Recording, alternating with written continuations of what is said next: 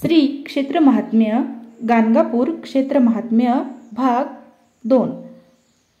2 मध्ये आपण बघूयात गाणगापूरमधील वार्षिक उत्सव। गाणगापूर क्षेत्र नित्य सुमंगल क्षेत्र समजले जाते। रोज चालणारे कार्यक्रम सुदीर्घ आणि विविध असतात। शिवाय वर्षभर सारखे उत्सव चालू असतात। वर्षाच्या प्रत्येक महिन्यात येथे उत्सव होत असतो। चैत्र शुद्ध प्रतिपदा या दिवशी निर्गुण पादुकांना केशर कस्तुरी अष्टगंधाचे लेपन करतात। पंचांग आणि रात्री पालखी होतो। दुसरा आहे वैशाख शुद्ध पंचमी या दिवशी श्रीमंत जगद्गुरु शंकराचार्यांचा जन्मोत्सव होतो। वैशाख शुद्ध चतुर्दशी हा नरसिंहांचा विष्णूंचा अवतारच दिवस। या दिवशी सूर्यास्ताच्या वेळी श्री नरसिंह जन्मोत्सव होतो। पौर्णिमेला सालकरी पुजारी ब्रह्मभोजन करवितात। ज्येष्ठ शुद्ध प्रतिपदा ते दशमीपर्यंत या 10 दिवसात दशहरा किंवा भागीरथी पूजा करतात। आषाढी शुद्ध पौर्णिमा चतुर्थाश्रमी म्हणजे संन्याश्रमी लोकांची या दिवशी पूजा करतात। याला व्यास पूजा म्हणतात। शिवाय या दिवशी चातुर्मासाचा सुरुवात होते। संन्यासाश्रमी लोक 2 महिने एका स्थळात मुक्काम करतात। या दिवसाला गुरुपौर्णिमा असे म्हणतात। श्रावण महिना संपूर्ण श्रावण महिना भक्तांना पवित्र आणि महत्त्वाचा वाटतो। या महिन्यात गुरुचरित्राचे पारायण करतात। रोज मठात शिवलिंगावर रुद्राभिषेक चालतो। भाद्रपद शुद्ध चतुर्थी म्हणजेच गणेश चतुर्थी या दिवशी श्रीपाद श्री वल्लभ स्वामींचा जन्मोत्सव होतो। चिंतामणी श्री विष्णू यांची अलंकारांनी महापूजा करतात। आश्विन शुद्ध दशमी या दिवशी सीमालोंघनाचा उत्सव होतो। सायंकाळी 5 वाजता पालखी कल्लेश्वराच्या मंदिरापर्यंत जाते आणि 8 वाजताच्या सुमारास परत येते। आश्विन वद्य द्वादशी हा गुरुद्वादशी दिवशी श्रीपाद श्री वल्लभ स्वामींचा अवतार समाप्तीचा दिवस, त्या निमित्ताने उत्सव होतो। आश्विन वद्य चतुर्दशी म्हणजेच नरक चतुर्दशी या दिवशी सात्विक आणि भाविक लोक भजन करीत अष्टतीर्थाकडे जातात आणि त्या तीर्थ महात्म्याप्रमाणे पुण्य संपादनाचे समाधान घेतात। कार्तिक पौर्णिमा आणि वद्य प्रतिपदा या 2 दिवसांचा उत्सव फारच आकर्षक आणि सामूहिक उत्सवांचा असतो। संगमाच्या ठिकाणी दीप उत्सव होतो। पौर्णिमेच्या दिवशी पालखी सुशोभित करून प्रथम देवळाभोवती प्रदक्षिणा करतात। नंतर पालखी विश्रांती कट्ट्याकडे जाते। स्त्रिया पालखी वाहणाऱ्या मंगल आरती नंतर पालखी संगम मंदिरात ठेवतात। रुद्राभिषेक महानैवेद्य होतो। पुष्कळ लोक तेथे भोजन करतात। रात्री 9 वाजता पुन्हा पालखीची सुरुवात होते। रात्री 10 वाजता पालखी गावाकडे निघते। विश्रांती कट्ट्याकडे काही काळ थांबून पालखी परत देवळाकडे निघते। पहाटे 4च्या सुमारास पालखी देवळाला येऊन पोहोचते। तेव्हा पहाटेचे नित्यक्रम सुरू होतात। प्रतिपदेच्या दिवशी भोजनास बाजरीची भाकरी, लोणी, आंबाड्याची भाजी वाढतात। काही भाविक लोक रुईच्या पानावर त्या दिवशी भोजन करतात। यालाच वनभोजन असे म्हणतात। मार्गशीर्ष शुद्ध चतुर्दशी या दिवशी दत्त जयंतीचा उत्सव। विष्णूंची महापूजा दुपारी 12 वाजता दत्त महाराजांना पाळण्यात घालणे आणि सुंठवड्याचा प्रसाद देणे हे चतुर्दशीच्या दिवशीचे कार्यक्रम। पौर्णिमेच्या दिवशी अन्नसंतर्पण, रात्री पालखी कीर्तन, ललितोत्सव हे कार्यक्रम होतात। तसेच 5 वाजण्याच्या सुमारास रथ उत्सव होतो। रथ देवळापासून मारुती मंदिरापर्यंत जाऊ येते। पौष शुद्ध द्वितीयाच्या दिवशी दुपारी 12 वाजता श्री नरसिंह सरस्वतीचा जन्मोत्सव होतो। हा उत्सव पाहण्यासारखा होतो। माघ शुद्ध प्रतिपदा या दिवसापासून दत्त नवरात्रीचा उत्सव करतात। हा उत्सव पौर्णिमेपर्यंत होतो। यावेळी नंदादीप ठेवतात। माघ वंद्य प्रतिपदा ते चतुर्थी हे 4 दिवस फार महत्त्वाचे समजले जातात। यावेळी हजारो यात्री गाणगापुरास येतात, कारण या 4 दिवसात विशेषतः प्रतिपदेचं निर्गुण पादुकांचं दर्शन अत्यंत पुण्यकारक समजतात। हा दिवस गुरु प्रतिपदा दिवस, श्री नरसिंह सरस्वतींच्या अवतार समाप्तीचा दिवस, त्यामुळे अत्यंत पवित्र समजला जातो। माघ वंद्य चतुर्थीस पालखी वाजत गाजत परत मंदिराकडे येते। निर्गुण पादुका पालखीत असतात। श्री नरसिंह सरस्वतींच्या श्रीशैल्यहून पुनरागमनाचा दिवस असे भाविक लोक समजतात। या दिवशी पादुकांना रुद्राभिषेक, मंदिराभोवती 4 प्रदक्षिणा, गोपालकाला दही पोहेची माधुकरी इत्यादी कार्यक्रम होतात।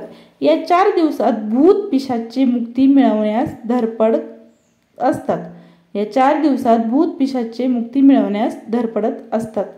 काही लोकांच्या अंगात येतात आणि नरसिंह सरस्वतीची दया प्राप्त करून मुक्ती मिळवतात. माघवंत्या त्रयोदशी रात्री 10 पासून पहाटे 3 पर्यंत शारदा पूजा होते. मंदिराभोवती 3 प्रदक्षिणा घालतात. फाल्गुन वंदे पंचमी रंगपंचमीचा दिवस. या दिवशी श्रींच्या पादुकांना कस्तुरी केसर युक्त पूजा करतात. केशरी रंग चढवतात. रात्री पालखी बसल्यानंतर म्हणावयाचे भजन म्हणजेच करुणा त्रिपदी. पद पहिले. शांत हो श्री गुरुदत्ता मम चित्ता शमवी आता. शांत हो श्री गुरुदत्ता मम चित्ता शमवी आता. तू केवळ माता जनिता सर्वथा तू हित करता. तू आप्त स्वजन भ्राता सर्वथा तू चित्राता. भय करता तू भय हरता दंड धरिता तू परिपाता. तुझ वाचून ना तुझी वार्ता तू आता आश्रय दत्ता.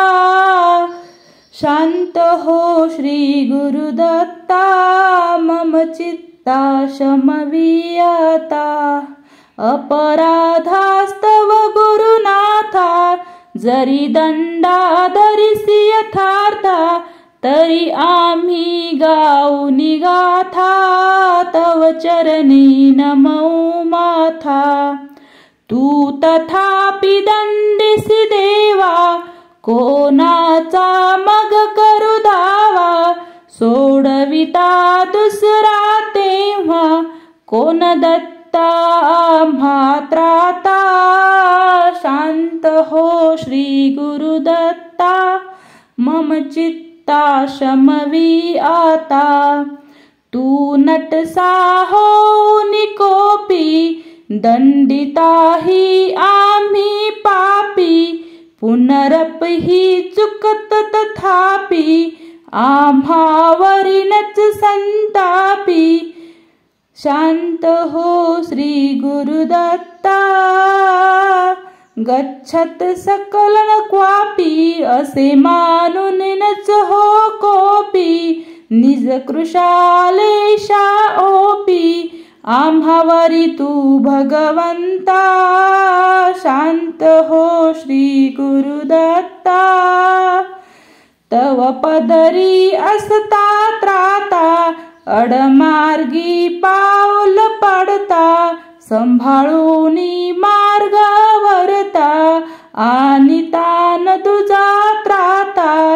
निज बिरुदा आणून चित्ता तू पतित पावन दत्ता.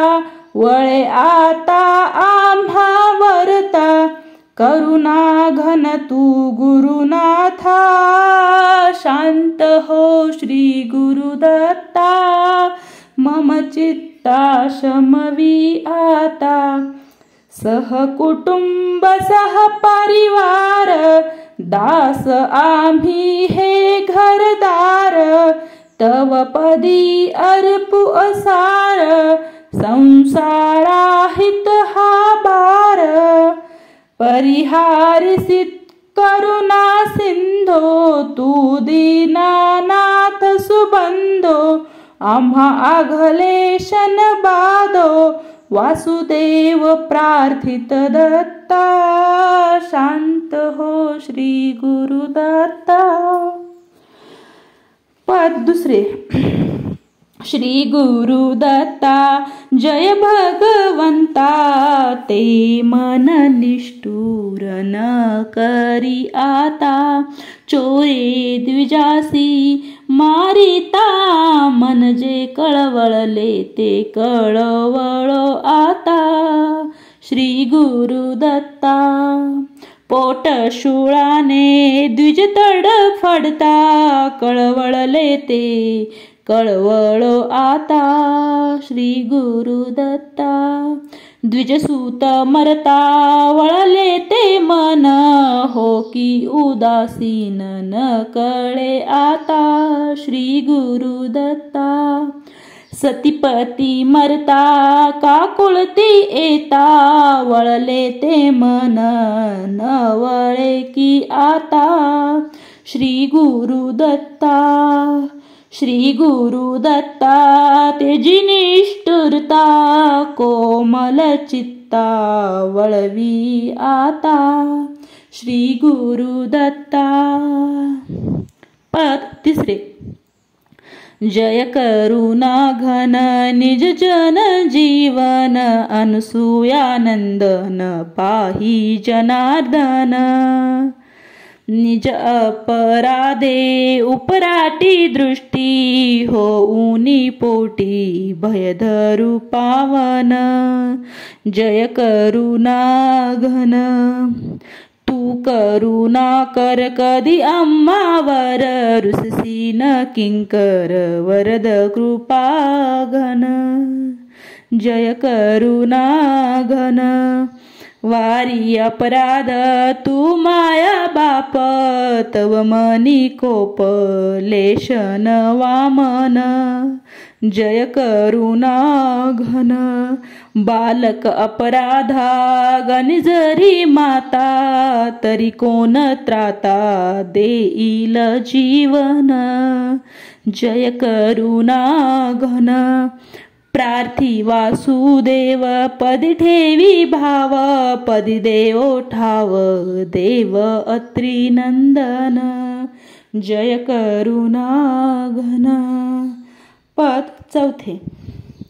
सांगावे कवना ठाव्या जावे कवना ते स्मरावे कैसे काय करावे कवन्या परिमी रहावे कवन येऊन गान गान ग्रामी स्वामी ते मिळवावे या हारी जेवावे व्यवहारी बोलावे संसारी घालून अंगीकारी प्रतिपाळीसी जो निर्धारी केला जो निज निश्चय स्वामी कोठे हो अवधारी या राणी माझी करुणावाणी काया कष्टी प्राणी ऐकून घेशील कानी देशील सौख्य निदानी संकट होऊन मूर्छित असता पाजिल कवना पानी त्या वेळा